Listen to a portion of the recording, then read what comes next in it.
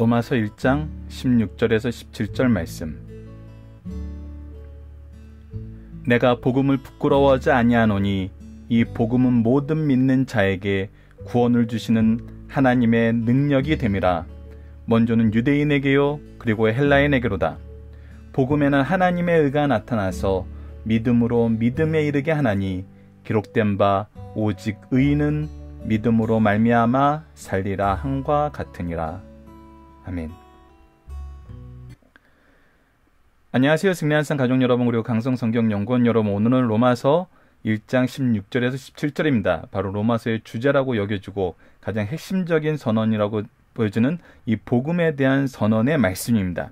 이 말씀은 우리가 위크스터 때 간략하게 살펴봤고, 이 말씀에 대해서는 오늘 내용에서는 좀 더 깊게 들어가서 이 말씀의 배경이 되는 구약의 말씀, 그리고 구약의 말씀을 이렇게 로마서에서 인용할 때 바울이 어떤 의미로 인용하고 그 인용의 근거가 되었던 말씀이 무엇인지를 살펴보므로 이 내용 안에서 우리가 살펴보고자 했던 성부, 성자, 성령의 역사하심과 이 이신칭의 믿음, 신행일체의 믿음이 우리에게 어떻게 나타나고 어떻게 가르침을 주는지를 좀 더 깊이 있게 살펴보도록 하겠습니다. 그래서 여러분들이 16절과 17절 말씀에 대한 이 본문적인 이해도 하심과 동시에 이 말씀이 배경이 되는 구약의 말씀 또 신약의 동일한 인용 본문들을 통해서 이 의미를 좀 더 복합적으로 이해하고 바르게 가르칠 수 있는 그런 리더분들이 되었으면 합니다. 자, 16절을 보도록 하겠습니다.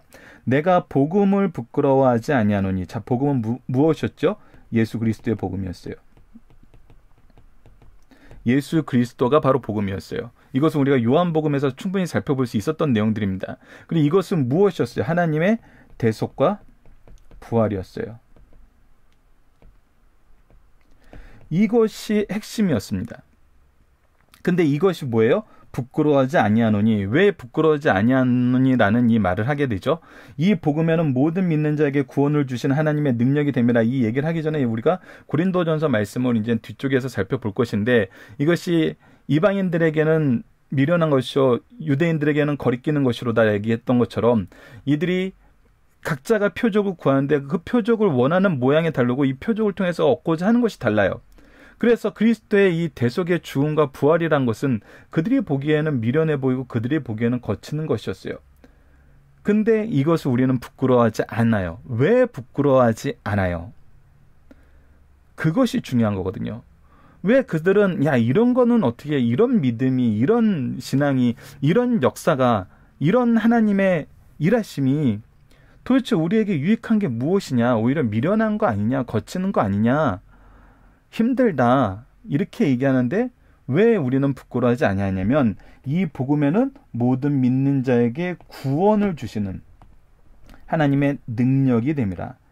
분명한 것은 하나님께서 구원에 이르는 길은 오직 예수뿐이고 예수 그리스도의 대속과 부활이라는 것을 분명히 얘기하시고 이것을 어떻게 한다는 거예요? 성취시킨다는 거예요. 실제로 이렇게 만드셨어요. 하나님께서 이 일을 이렇게 이루시는 능력의 구원을 성취하셨어요. 우리에게 허락하셨어요. 이것을 어떻게 허락했어요? 먼저는 유대인에게요 그리고 헬라인에게 주시는 이 질서를 주셨어요. 자, 그리고 이제 우리가 17절 말씀을 살펴본 다음에 이 16절과 17절에 나타나 있는 삼위일체 하나님의 역사하심을 보면은 우리가 이 안에서 이신칭의 믿음, 신행일체의 믿음이 무엇인지, 그리스도와의 연합이 왜 중요한지, 이것이 앞으로 전개되는 말씀에서 어떤 핵심적인 역할을 하는지를 볼 수 있습니다. 자, 17절을 봅시다. 복음에는, 그래서 예수 그리스도의 복음에는 하나님의 의가 나타나서, 자, 구원을 주시는 하나님의 능력이 우리로 하여금 무엇에 이르게 하는 거예요? 하나님의 의에 이르게 하는 거예요. 하나님의 의에 동참하게 하는 거예요. 하나님과 어떻게 한 거예요? 하나 되는 거예요. 이것은 우리가 삶과 연결이 되어 있습니다. 삶, 생명. 우리가 여기서 이제 알아야 되는 것이 생명이라는 것이 무엇이냐는 거예요. 삶이라는 것이 무엇이냐는 거예요. 우리가 생명과 삶을 얘기할 때는 반대되는 개념이 있죠. 무엇이죠? 바로 죽음이에요. 자, 그렇다면 삶과 생명과 이 죽음, 반대되는 거에 대해서 우리는 어떻게 이해를 하고 어떻게 얘기를 합니까? 우리가 삶과 죽음에 대해서는 육체적인 삶과 영적인 삶이 있어요. 자, 이것은 어떻게 연결되어 있죠? 육체적인 삶은 뭐를 얘기합니까? 우리의 몸을 거스는 육과 영이 있는데 이 육과 영의 분리가 뭐예요? 육체적인 죽음이에요. 그 영적인 죽음은 뭐예요? 이것이 이렇게 연결되어 있습니다. 바로 우리가 하나님과 분리된 것을 우리가 영적인 죽음이라 그러죠. 즉 우리의 삶과 생명, 죽음은 무엇과 관련되어 있느냐면 관계와 관련되어 있고 이것은 육체와 영혼 그리고 하나님과의 연결해서 이루어지는 거예요. 그래서 우리가 하나님의 의가 나타나는 건 무엇이냐면 죽은 우리, 하나님과 분리된 우리의 영혼이 어떻게 된다는 거예요? 하나님께서 다시 하나 되게 하시는 구원의 능력을 예수 그리스도를 통해서 성취하셨다는 거예요. 그래서 이것이 우리를 어떻게 하냐면 믿음으로 믿음에 이르게 한다는 거예요. 믿음으로 믿음에 이르게 한다. 이 말씀이 무엇이에요? 믿음이 조건이 되고 믿음이 장소가 된다는 거예요. 이 말씀이 이제 우리에게 굉장히 중요한 이해를 우리에게 주게 됩니다. 이 부분은 좀 이따 삼위일체적인 관점에서 보면은 더 잘 이해가 돼요. 자, 믿음으로 믿음에 이르게 한다. 복음 안에는 우리에게 하나님의 의가 나타나서 믿음을 갖게 하고 이 믿음으로 믿음에 이르는 조건을 충족시키고 그 조건을 통해서 우리가 어디론가 가게 하는 그런 능력을 주시는 거예요. 그런 능력이 우리에게 있는 거예요. 우리에게 주어진 거예요. 더 정확하게는 전가된 것이죠. 하나니 기록된 바 하면서 이 기록된 바는 바로 인용을 얘기합니다. 인용을 얘기해요. 오직 의인은 믿음으로 말미암아 산과 같으니라. 그래서 이신친이 이 핵심을 얘기하죠. 자, 우리가 바로 지난달에 무엇을 봤어요? 하박국서 말씀을 봤어요. 나옴 하박국 보면서 하박국서 말씀을 할 때 제가 갈라디아 11장과 3장 11장과 로마서 1장 17절을 잠깐 언급한 적이 있었어요. 바로 이것이 이 구약의 이 말씀을 인용한 사도 바울의 두 글이었어요. 자, 그래서 보면은 하박국서 2장 4절을 보면 보라 그의 마음이 교만하여 그 속에 정직하지 못하나 의인은 그의 믿음으로 말미암아 살리라. 죄인과 의인의 차이는 뭐였어요? 바로 믿음으로 말미암아 사는 거였어요. 우리가 무엇을 믿어요? 그때 하박국 선지자에게 나타났던 그 말씀이 뭐였어요? 하나님의 언약의 믿음이었어요. 자, 하나님의 언약의 믿음이 됐다는 것은 하나님의 능력이 나타나서 우리에게 구원을 주시고 이것이 하나님의 의로 나타난다는 것은 무엇이에요? 바로 하나님의 말씀의 성취가 있다는 거예요. 하나님의 말씀의 성취로 우리를 이끄시는 것이 바로 하나님의 의의 드러남이었어요. 우리가 하나님의 말씀에 따라서 움직이는 것이 바로 이 믿음으로 말미암아 산다는 내용이었어요. 자, 이 내용을 우리에게 설명할 때 갈라디아서 3장 11절과 이제 우리 로마서 1장 17절 그리고 히브리서 10장 38절이 바로 하박국서 2장 4절의 인용으로 볼 수 있습니다. 이 인용의 말씀을 하면서 우리가 여기서 중요하게 봐야 되는 것이 무엇이냐면 바로 갈라디아서 3장 11절과 로마서 1장 17절을 설명해 주는 구약의 사건, 의인은 그의 믿음으로 말미암아 살리라는 이 말씀을 인용한 이유에 대해서 사도 바울이 설명을 할 때 히브리서는 이제 좀 다르지만 이 갈라디아서와 로마서를 보면은 어떻게 나타났냐면 갈라서 3장 6절에 바로 아브라함이 창세기 15장 6절을 동일하게 이 말씀을 설명하는 오직 의인은 믿음으로 말미암아 살리라 한과 같으니라는 이 말씀을 인용한 성경적인 근거로서 아브라함에 대한 이 사건을 기록해줘요. 그래서 갈라디아서는 바로 11절 나오기 전에 6절에서 설명을 해주고 우리가 로마서에서는 이 죄에 대해서 가르쳐주면서 이 사상을 계속 표현하는데 직접적인 이 연관은 4장 3절에서 바로 아브라함이 여호와를 믿으니 여호와께서 이를 그의 의로 여기신 바 되었다라는 이 말씀을 이 내용의 이 설명, 이 인용의 근거 말씀으로 우리에게 제시해줘요. 자, 그렇다면 이 근거 말씀이 주셨던 그 상황, 우리가 또 다행스럽게 얼마 전에 창세기를 살펴봤잖아요. 얼마 전은 아닌가요? 예, 벌써 1년 전이네요. 예, 1년 전인데도 이렇게 그때 전체를 다 살펴봤기 때문에 여전히 좀 생생한 부분이 있는데 이때 배경이 뭐였습니까? 자, 아브라함이 그돌라움의 연합군을 물리치고 나서 오히려 두려움에 휩싸였어요. 두려움은 두 가지 두려움이었어요. 첫 번째는 그가 그돌라움의 연합군을 물질쳤지만 그건 하나님의 특수한 능력과 인도하심 속에서 물질렀지 실질적으로 그가 더 강하거나 더 위대한 사람이 되었던 건 아니에요. 여전히 그들은 거대 제국이었어요. 그래서 그들이 다시 쳐들어올 수 있었어요. 하나님께서 근데 아브라함에게 뭐라고 얘기해 주셨어요? 내가 너의 방패가 되고 너를 안전하게 구하겠다고 얘기해 주셨어요. 그 두 번째는 하나님께서 나에게 자식을 주시겠다는 언약을 주셨는데 아직 아이가 없어요. 그래서 자기 종을 후계자로 삼으려는 생각을 해요. 근데 하나님이 아니라 그러고 다시 한번 이 언약에 대해서 확실하게 얘기하고 네 몸에서 나온 자라야 네 자손이 될 것이다라고 얘기해요. 언약의 자손이 될 거라고 얘기하죠. 근데 아브라함이 하나님의 이 보호의 약속에서는 이 그돌라움의 연합군을 하나님께서 막아주실 것을 믿으니까 알 수 있었어요. 근데 아직 성취되지 않은 사건에 대한 하나님의 언약을 어떻게 했냐면 믿고 그의 두려움이 사라졌어요. 그리고 그것을 하나님께서는 그가 이 믿으니 이것을 그의 의로 여겨주셨다고 얘기했어요. 그래서 아브라함이 의롭게 된 것은 할례를 통한 외부적인 행동이 아니라 바로 이 믿음에 의한 하나님의 선언이었다는 것을 분명히 얘기해줘요. 그래서 믿음으로 믿음에 이르게 한다는 이 말씀 안에서 얘기했던 것처럼 이것이 조건이 되고 장소가 되면 우리에게 다시 한번 보여주는 거예요. 그리고 나서가 중요해요. 그리고 나서 하나님이 이 언약을 어떻게 이루실 것을 확정시켜 주시냐면 우리가 하나님께서 동물을 반으로 쪼개서 이 언약 관계를 맺는 이 세레모니를 하게 되죠. 이것을 아브라함에게 준비시키세요. 그래서 원래 고대 사회에서 이 언약을 쌍방의 언약을 맺을 때는 어떻게 하냐면 이 반으로 쪼갠 동물 사이를 계약 당사자들이 왔다 갔다 하면서 무엇을 약속하는 거예요? 내가 이 언약을 어기면 이 동물처럼 죽임을 당하는 것이 가합니다. 라고 이 언약을 내가 목숨 걸고 지키겠다는 서약의 세레모니를 하는 거거든요. 당사자가 2명이 여기를 왔다 갔다 하는 거예요. 근데 하나님이 이때 이것을 어떻게 처리하십니까? 아브라함은 이곳을 왔다 갔다 하지 않고 어떻게 하세요? 하나님만 왔다 갔다 하세요. 즉, 이 언약을 제정하신 분도 성취하시는 분도 이루실 분도 누구라는 거예요? 하나님이라는 거예요. 자, 그래서 여기에서 하나님의 약속하심이 이 이신칭의 이 은혜가 말 그대로 계약이 아니라 은혜라는 걸 보여줘요. 우리가 한 게 없어요. 우리는 이것을 인정하고 의지한 것뿐이에요. 그래서 이게 은혜예요. 그리고 이것이 바로 우리에게 전가된 은혜라고 얘기를 하는 거고 칭의라고 얘기하는 거예요.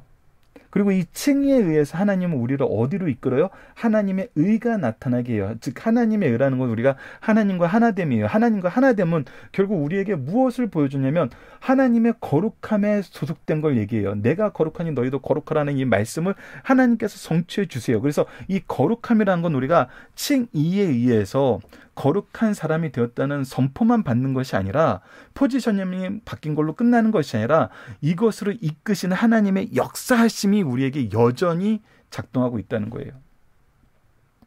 그래서 아브라함의 의가 어디서 분명하게 드러나요? 아브라함이 이 의의 완전한 고백이 어디서 실행돼요? 15장에서 이 언약이 시작되었지만 그거의 완전한 신앙 고백의 내용은 무슨 사건으로 보냐면 창세기 22장에 이삭을 제물로 바쳤을 때 그가 히브리서가 이제 나옵니다. 바이페이스 해가지고 나와서 이 믿음이 그를 어떤 믿음으로 이끌었는지 보여주는 그 내용이 어디서 나오죠? 바로 22장에서 그가 죽은 자도 살리시고 없는 것도 있게 하시는 창조의 하나님과 부활의 하나님을 고백한다는 것을 우리에게 보여주고 있잖아요. 여기까지 어떻게 한 거예요? 하나님께서 인도해 주신 거예요. 예수 그리스도의 의의 복음으로 하나님의 의로 우리를 이 거룩함으로 인도해서 이 고백을 하게 만드신다는 거예요.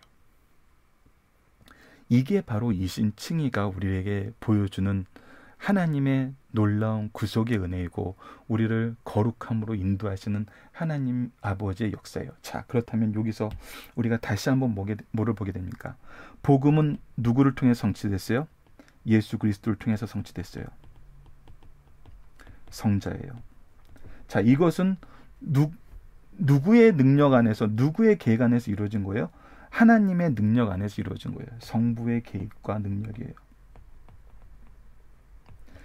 이걸 어떻게 해야 돼요? 우리를 믿음으로 믿음에 이르게 하는 하나님의 역사하심이 있어요. 뭐예요? 성령의 견인이에요. 성령께서 인도해 주세요. 즉, 이 신칭이 이 내용 안에서는 무엇이 완벽하게 확인이 되냐면 바로 성부, 성자, 성령 하나님의 역사하심이 다시 한번 확인되고, 역사하심 속에 우리가 거하고 있다는 이 하나님의 살아계심과 하나님의 통치하심과 하나님께서 구원하시는 이 사랑의 역사를 우리가 다시 한번 보게 된다는 거예요. 이 안에서 이 언약의 당사자로서 하나님만 왔다 갔다 하셨던 이 역사하심이 하나님께서 모든 것을 이루심 우리에게 다시 보여줘요. 그래서 이것은 값없이 주신 은혜이고 우리의 공로가 아니에요. 우리의 어떤 공로도 있을 수가 없어요. 다 하나님이 하신 거거든요. 그리고 이 전체의 내용은 결국 우리에게 무엇을 주시는 거예요? 생명을 주시는 거예요. 이 생명에서 분리되게 한 건 뭐였어요? 죽음은 죄로 인한 거였어요. 이 내용이 우리에게 분명히 보여주고 있다는 겁니다. 분명히 보여주고 있어요. 그래서 이제 앞으로 우리가 이 죄의 문제에 대해서 얘기하지 않을 수가 없어요. 우리의 질병에 대한 원인에 대해서 얘기하지 않고는 이것이 치료가 되지 않아요. 그래서 이 죄가 무엇인지 가르쳐 줍니다. 이방인의 죄가 무엇이고 유대인의 죄가 무엇이고 이 죄를 진단하기 위한 하나님의 역사하심은 무엇이었고 이 죄를 치료하시기 위한 하나님의 역사하심은 무엇이었는지 우리가 이번 달에 그 내용을 확인하게 됩니다. 자, 본문 묵상을 보도록 하겠습니다. 복음의 능력은 무엇입니까? 바로 구원을 주시는 하나님의 능력이에요. 구원을 주시는 능력이에요. 복음에는 무엇이 있고 하나님의 의가 있어요. 무엇에서 무엇으로 이르게 하면 믿음으로 믿음에 이르게 해요. 이것이 신비의 영역입니다. 성령의 역사하심의 놀라움이에요. 기록된 바 오직 의인은 믿음으로 말미암아 살리라 하는 이 말씀의 성취를 우리에게 보여줘요. 자, 중심사상을 보도록 하겠습니다. 로마 선교에 대한 바울 사도의 기대와 열정이 얼마나 강했는지 말씀을 통해서 보여주고 있습니다. 바울은 헬라의 고린도 언덕에서 저 멀리 로마를 바라보면서 도시 안에 있는 로마 교회를 생각합니다. 그리고 로마 교회를 생각할 때마다 예수 그리스도로 말미암아 로마 교회 모든 성도들을 인하여 하나님께 감사드립니다. 여기서 무엇을 보게 되는 거예요? 하나님의 영적인 계획. 그래서 이것을 우리가 가르치고 함께 동역하고 열매 맺게 하는 그 역사를 우리가 지난 시간 확인했어요. 그 이유는 무엇입니까? 바울은 로마의 동부 지역을 3차에 걸쳐 전도했어요. 자, 로마가 여기 있으면 그림 못 그리네요. 자, 예, 그리스와 아시아 지역 그리고 여기 예루살렘 지역을 3차에 걸쳐서 전도를 했습니다. 그리고 이제 로마로 가기 위한데 로마는 어떻게 가요? 예루살렘에서 제수의 신분으로 가게 돼요.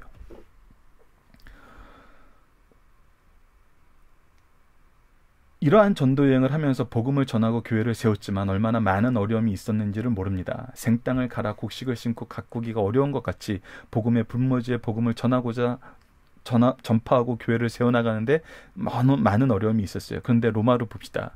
바울은 로마와 로마 서부 지역을 전도할 계획을 세웠어요. 그런데 로마에는 이미 건전한 교회가 자생적으로 세워져 어느 교회 못지않게 성장하고 있었어요. 무엇이에요? 하나님의 계획하심과 하나님의 역사하심이 있었다는 거예요. 얼마나 크신 하나님의 은혜입니까? 그러나 도시의 불신 세력에 비해 사도적 교훈과 가르침은 없어 아직 전체 교회와 개인 신앙으로 빈약한 점이 있었어요. 바울은 이 로마 교회의 말씀을 전합니다. 전하면서 바울은 헬라인이나 야만인이나 지혜 있는 자나 어리석은 자나 다 내가 빚진 자라 하며 유대교 사상에서는 종족의 차별이 있고 로마 정치 세력에서는 신분의 차이가 있으나 복음에는 신분을 불문하고 말씀이 전해지며 바울 자신이 이 복음을 전할 사랑의 빚진 자라고 고백합니다. 그러므로 나는 할 수 있는 대로 로마에 있는 너희에게도 복음을 전하기를 원하노라 그러면서 복음을 들고 나가는 걸 기뻐해요. 여러분들, 우리가 하나님의 일을 할 때 우리가 세상에서는 내가 일한 만큼 나에게 권력이 주어지고 나에게 정말 존경이 주어지고 나에게 칭찬이 주어지는 것을 기뻐하게 되죠. 그러나 우리가 은혜로 받은 복음 안에서는 어떤 것도 우리가 주장할 게 없어요. 근데 무엇이 넘치냐면 정말 참된 기쁨이 넘친다는 거. 이것이 너무 즐겁고 이것이 너무 감사하다는 거예요. 내가 일꾼됨이 감사하다는 거예요. 우리가 그래서 세상과 달라요. 우리는 세상에서 편하게 먹고 사는 게 즐거운데 그리스도 안에서 무엇이 즐거우냐면 일꾼됨이 즐거워요. 그것이 서구 사상을 이끌었던 청교도 정신이잖아요. 근면성실. 왜? 하나님이 나에게 일 주심이 감사한 거예요. 하나님이 일하시니 나도 일하는 거예요. 하나님은 우리를 본래 창조 목적 안에서 일하는 존재로 만드셨어요. 그것이 하나님의 안에서 우리가 갖게 되는 모습이고 오히려 능력이고 참된 기쁨이에요. 그래서 이 복음의 임무에 대해서 바울은 동부 지방에 대한 기초적 사역을 마쳤고 이제 로마에서부터 서바나까지 복음을 전하기로 결심하고 나아가고 있습니다. 이것이 로마서에 나타난 선교적인 관점이에요. 자, 첫 번째, 바울 시대 당시 지배계층은 복음을 경멸했기에 부끄러운 것이었어요. 이 부분이 바로 조금 전에 얘기했던 이 고린도 전서에 나타나 있는 사상입니다. 고린도 전서 1장 22절과 23절을 봅시다. 유대인은 표적을 구하고 헬라인은 지혜를 찾으나 우리는 십자가에 못 박힌 그리스도를 전하니 유대에게는 거리낀 것이요 이방인에게는 미련한 것이로되. 이것이 표적을 구하고 지혜를 찾는 헬라인들과 유대인들과는 다른 거예요. 근데 요 안에 무엇이 있어요? 구원의 이런 능력이 있어요. 로마 교회에서도 그렇게 생각할 수 있는 위협이 있었습니다. 이렇게 생각할 수 있는 환경이 로마 교회는 잘 조성돼 있죠. 로마 유대 전통주의자들도 있었고 그들이 교회의 일원이었고 또 헬라인으로서 교회의 일원이 있었고 이런 자들이 서로 섞여 있었어요. 그러나 바울은 자신의 복음을 부끄럽게 여기지 않고 자랑스럽고 영광스러운 것으로 여깁니다. 이유는 복음이 모든 믿는 자에게 구원을 주시는 하나님의 능력이 되기 때문이죠. 능력은 여러분, 하나님의 능력이라는 것은 하나님이 행하시고 하나님이 증명하시고 하나님이 믿게 하십니다. 하나님이 인정하게 만드세요. 그래서 이 부분을 우리가 걱정할 필요가 없어요. 우리는 전하는 자가 되면 됩니다. 복음이 모든 믿는 자에게 구원의 능력을 주시는 이유는 부활을 통해 능력 있는 하나님의 아들로 세우심을 받은 예수 그리스도를 전파하기 때문입니다. 이 복음은 죄인을 하나님의 백성으로 변화시켜 현재에는 구원을, 미래에는 영생을 이루게 해요. 이것은 이제 구원의 서정, 아니면 그렇게도 얘기를 하고 구원의 역사와 구원의 서정을 이렇게 구분하기도 하는데 저희가 볼 때는 구원의 역사를 통해서 구원의 서정을 우리 신학자들이 만들었고 그 안에서 결국은 이것이 어떻게 역사하시는 하나님의 인도하심이 무엇이고 하나님의 일하심이 무엇인지를 바로 보게 하는 것이지 이것이 어떤 프로세스를 봄으로 인해서 서로를 이렇게 좀 터부시하게 만드는 건 아니에요. 이거든 이해하실 수 있는 분들이 이해하실 수 있을 텐데 저는 그렇게 보고 있습니다. 자, 그러나 복음이 무지한 무조건적인 능력은 아닙니다. 이 복음을 믿음으로만 구원의 능력을 받아들일 수 있어요. 그러므로 믿음은 구원의 능력을 체험할 수 있는 장소요 조건이다. 이게 믿음에 이르게 한다는 이 말씀에 대한 박윤일 목사님의 해석이에요. 굉장히 중요한 해서 이것을 저는 성령의 역사하심 심을 우리에게 보여주는 구절로 보고 있거든요. 그러나 구속사에 우선순위가 있으니 첫 번째는 유대인에게요 또 헬라인에게도 하여 우선순위와 보편성을 동시에 보여주고 있어요. 동시에 능력의 복음을 확실하게 선언하신 말씀입니다. 마지막 세 번째, 복음에는 하나님의 구원의 의가 나타난다는 거예요. 이것은 믿는 의인들은 믿음으로 의롭게 하심을 받은 사람이요 또한 믿음으로 사는 사람이라는 거예요. 그러나 복음에 나타난 하나님의 의는 믿는 자들의 구원의 행위로만 관련된 것이 아니요 동시에 믿지 않는 자들에겐 무엇으로 나타나요? 심판하시는 행위와도 관련되어 있음을 보여주고 있어요. 그러므로 복음에 나타난 하나님의 의는 믿는 자에게는 구원의 행위로 나타나지만 믿지 않는 자에게는 심판 행위로 나타나요. 바로 이것이 우리가 내일부터 보게 될 죄의 문제에서 나타나는 부분이에요. 이는 하나님의 의가 지닌 양면적인 성격을 가르치죠. 이것은 양면적이라고도 얘기하지만 뭐라고도 얘기하냐면 기준이라고도 얘기해요.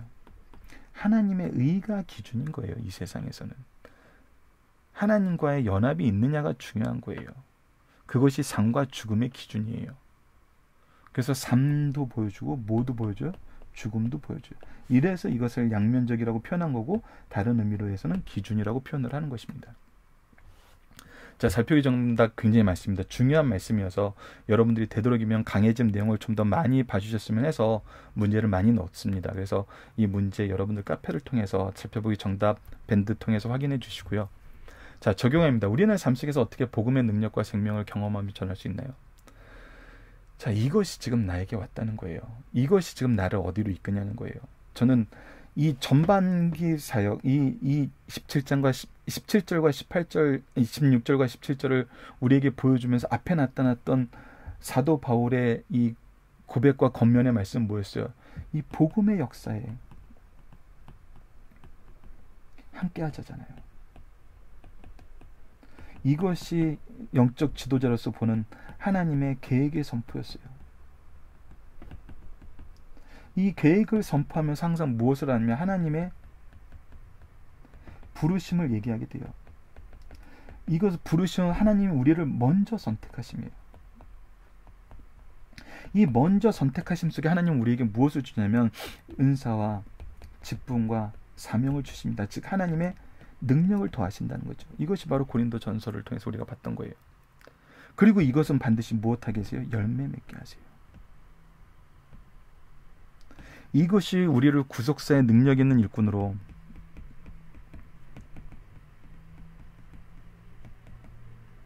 세우시는 하나님의 성경 속에서 우리에게 보여주셨던 역사하는 방법이에요. 그래서 우리는 삶 속에서 어떻게 복음의 능력과 생명을 경험하냐면 바로 이 복음의 역사에 동참함으로 이것을 경험하게 돼요. 이것을 확인하게 돼요. 확신하게 돼요. 나를 통해서 사람들이 이것을 알게 돼요. 복음이 확장되게 돼요. 바로 사도행전에서 나타났던 중요한 신학의 결과입니다. 역사의 성령의 역사의 결과죠. 이것을 우리가 경험하며 전할 수 있게 되는 것입니다. 자, 이번 주 우리는 복음을 통해 어떠한 삶을 살고 무엇을 구별하는 영적 안목을 가지고 살게 되나요? 우리가 정말 구분하게 되는 것은 삼위일체 하나님의 역사하심이에요. 오늘 본문 말씀에서도 삼위일체 하나님의 역사하심, 하나님의 일하심, 하나님의 일하심. 우리가 이것을 모르면은 우리가 해야 될 것 같고 세상이 우리를 못하게 하는 것 같고 뭐가 되는 게 하나도 없는 것 같아요. 근데 하나님의 일하심을 보면은 우리에게 의심이 사라지고 불안이 사라지고 우리에게 확실한 목표가 보이게 되고 확실한 약속이 보이게 되고 확실한 열매가 보이게 됩니다. 미래의 소망이 현재의 확신 안에서 우리를 능력 있게 하는 것을 경험하게 돼요. 그것이 바로 승리하는 삶을 사는 이유인 것이고 가장 그 안에서 받은 큰 감사와 기쁨인 것입니다. 말씀을 기초로 기도하기를 통해서 마치겠습니다. 하나님, 우리는 사람들이 복음의 은혜와 능력을 거리끼는 것으로 생각하며 때로는 미련한 것으로 생각하고 하나님을 인정하는 것이 유치한 소견으로 여겨지는 시대에 살고 있습니다. 그러나 이러한 모습이 반복되어 왔음을 성경을 통해서 역사를 통해서 확인하고 복음을 통해 항상 열매 맺게 하시고 성령의 늑성을 통해 하나님을 시인하는 것이 항상 있어 왔음을 확인하게 하심을 감사합니다. 이 시대에도 우리가 담대히 그리스도의 복음을 전하는 주의 일꾼이 되게 하여 주소서. 더욱 분명하게 그리스도의 복음을 전하는 이 시대의 빛과 소금의 역할을 감당하게 하여 주소서. 이 일이 우리 교회와 가정에 충만하게 하여 주소서. 예수님 이름으로 기도드립니다. 아멘.